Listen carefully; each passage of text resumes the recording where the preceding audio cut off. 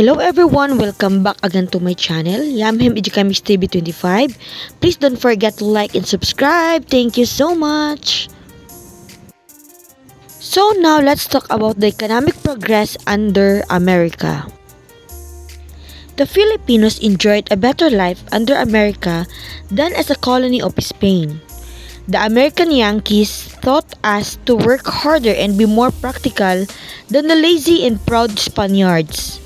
What Spain could not do for the Philippines in over 300 years, the United States did in less than 50 years. During the American era, the Filipinos earned more money, worked in better jobs, and lived in better houses. More industries were developed, roads, bridges, schools, and other public works boomed.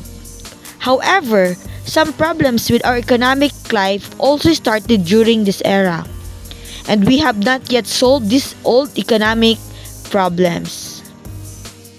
The American economic policy.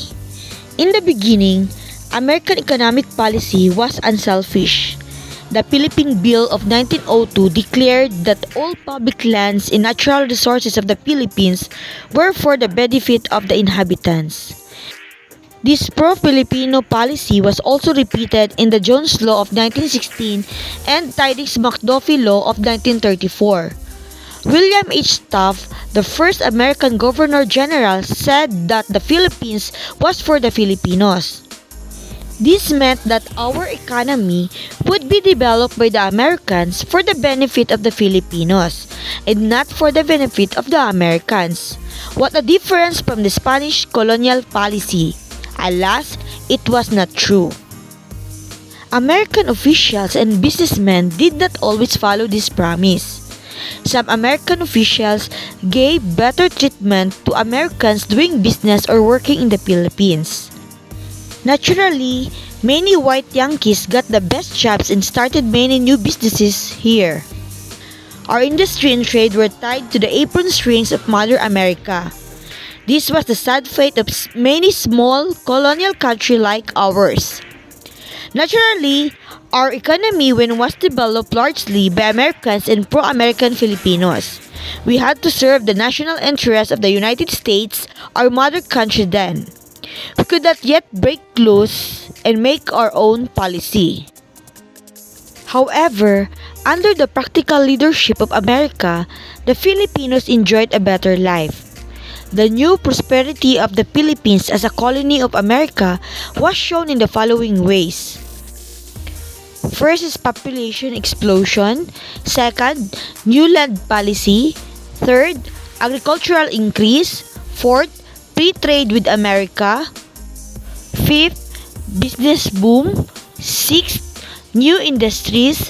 Seventh, improvement in transportation and communications. Eighth, better government budget. 9th, new banks. And 10th, participation in international exhibitions. Pag-usapan natin isa-isa yung new prosperity of the Philippines as a colony of America. First is the population explosion. Because people enjoyed a good life and better health under America, the population tripled from 1898 to 1939. These statistics show the population explosion then. The population in 1898 is 6 million. In 1903, there are 7,635,426. And in 1918, there are 10,314,310. And in 1939, it reached into 16,303,000. Makikita natin dito kung gaano kabilis ang paglaki ng populasyon ng Pilipinas sa panahon ng pananakop ng mga Amerikano. So now let's talk first about the new land policy. The Americans improved land policy in the Philippines in 3 ways. Firstly, prior lands were resold to Filipino farmers. In those days, the Spanish religious orders had the biggest share of land. The tough colonial administration bought these prior lands and resold them to the Filipino farmers. Secondly, the Homestead Act in 1924 allowed any Filipino to own up 24 hectares of public land. This broke up the large haciendas and gave more lands to more people. Thirdly, all lands had to be registered, and their owners got Torres titles. This is the certificate to own the land. All landowners in the Philippines have this land title. Next is the agricultural increase. When the Americans came, there was a very little food. The Filipino farmers were fighting in the revolution, and the farms were neglected. Hunger, sickness, and death came after the war. When peace came, the Filipinos and the Americans cooperated to revive agriculture. In 1902, the Bureau of Agriculture became the first government agency in the new American colony. In 1903, the American Congress sent a $3 million emergency fund to import rice and carabaos from other Asian countries. Modern farm tools from the United States were introduced. The American experts came to teach Filipinos how to produce more crops, fight farm pests, and market their products. Pretty soon, the Filipinos had more food and farm animals. The agricultural increase during the American era was fantastic. The statistics are stamped up as follows. The total area of farms grew 3 times. Farm animals grow 3 times. Avocado and tobacco grow 3 times. Corn grow 4 times. Rice grow 5 times. Forest logs grow 6 times. Sugar grow 6 times. And copra grow 9 times. So it really shows that the agricultural increased during American period. Next is free trade with America. This was the most important economic change in the American era.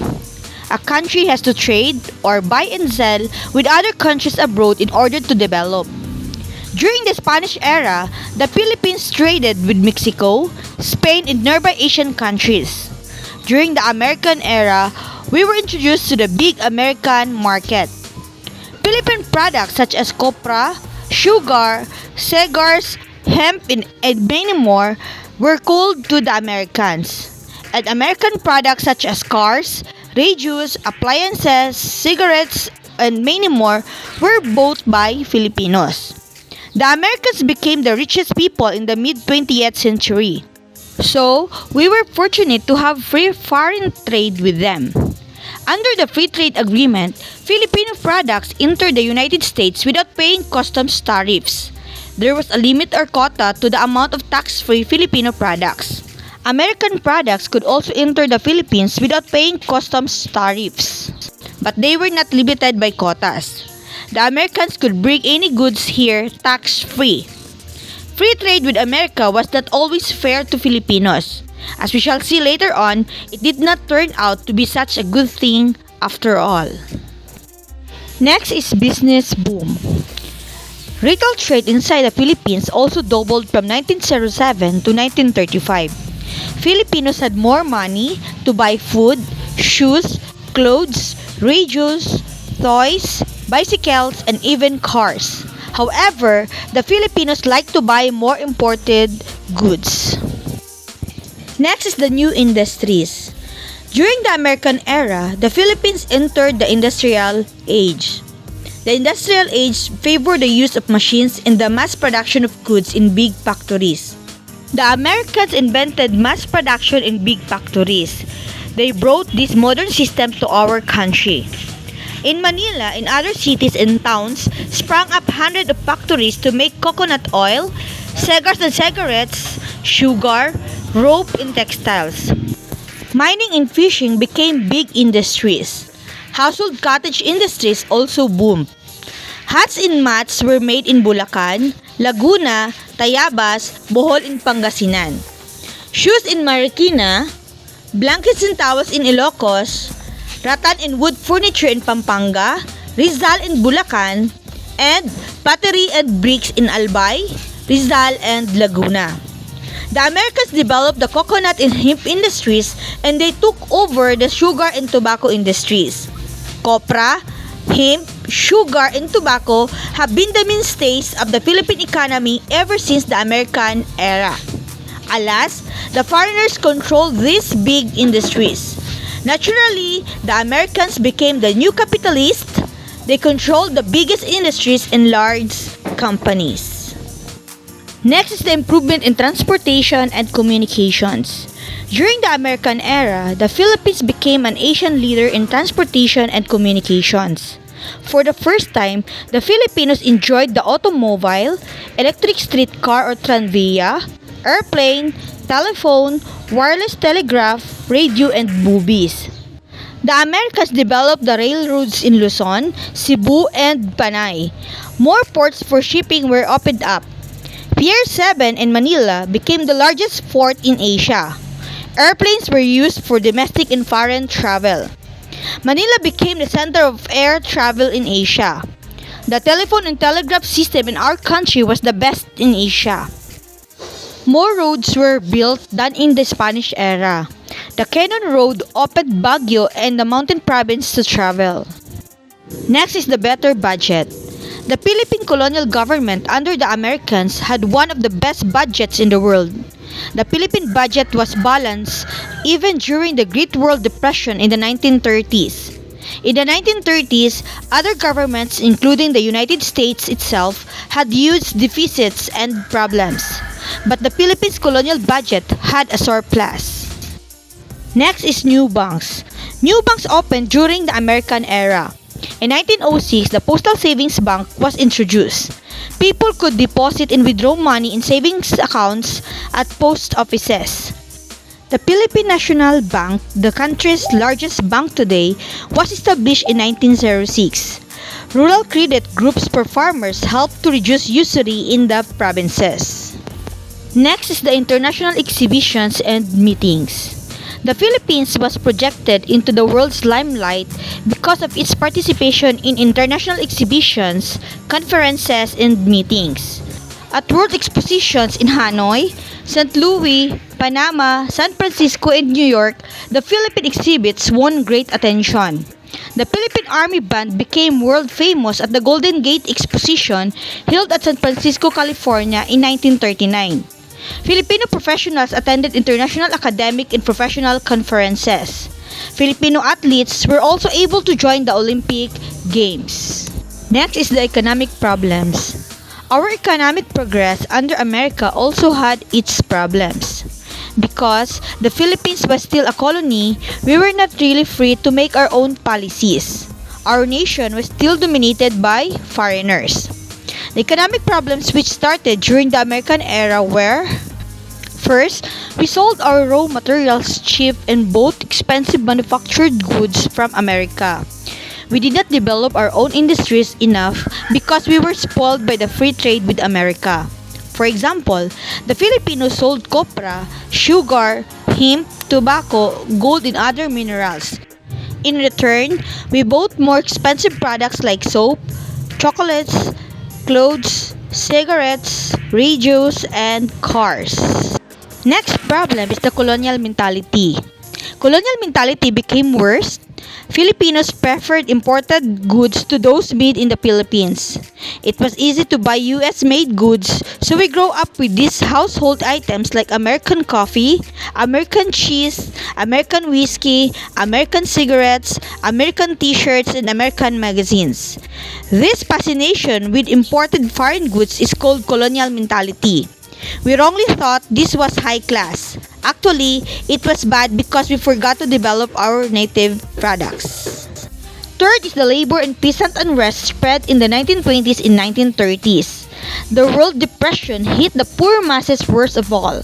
Many of them lost their jobs or accepted less salary. In the provinces, the peasants earned very low income.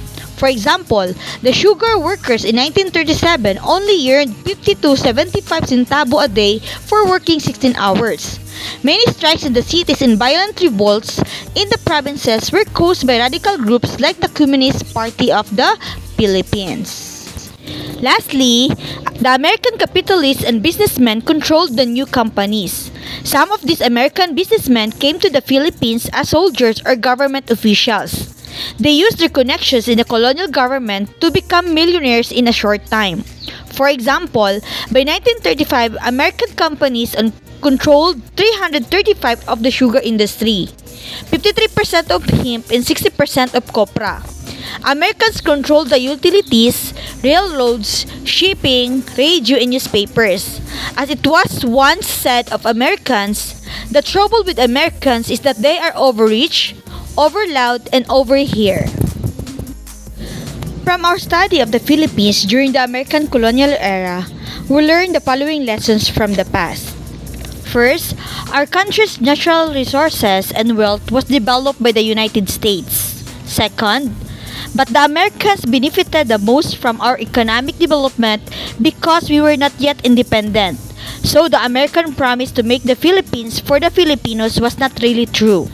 Third, there was tremendous progress then in population, agriculture, trade, business, new industries, transportation and communication, government budget, banks, and international prestige.